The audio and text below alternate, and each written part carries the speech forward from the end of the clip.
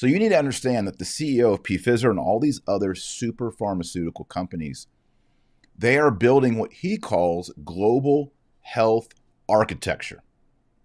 This is part of the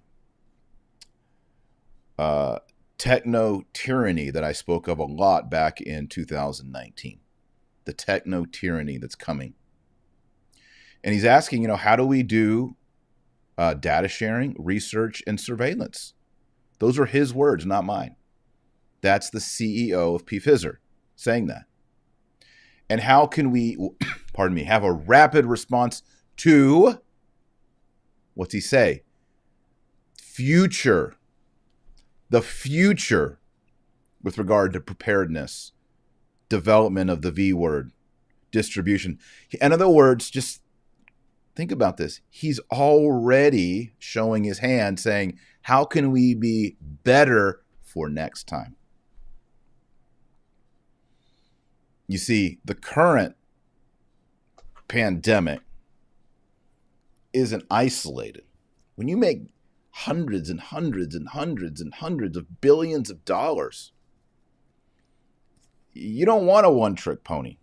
You want a multi-trick pony. You want that pony to come out every 2 years.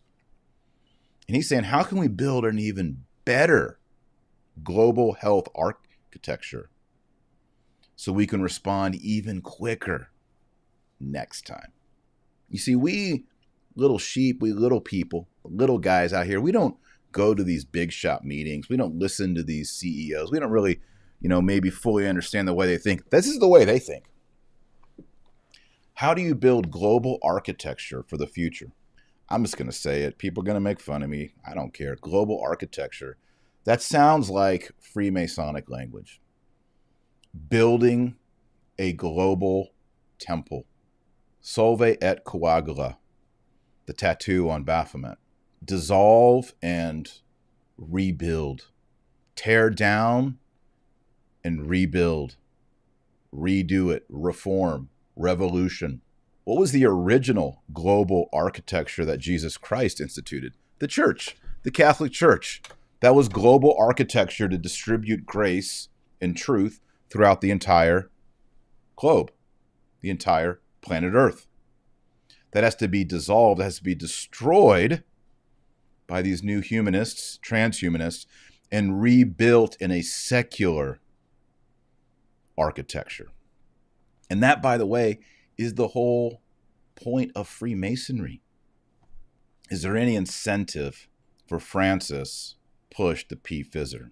It's been noted by a lot of people in the last 24 hours that the Vatican exclusively uses the Pfizer, not the others. Interesting that there's a secret meeting twice, the CEO of that company, and now it's like the official treatment of Vatican City and of employees. Maybe it's a coincidence. I have heard the American bishops and cardinals, most of them, not all of them, preach with conviction about the beauty, the promise, the goodness, the truth of these treatments, and how there's a moral obligation to live a chaste life, to defend traditional Catholic marriage. No. To vote pro-life? No. A moral obligation to submit to this treatment, this preventative, in the case of other companies, but Pfizer is one of them.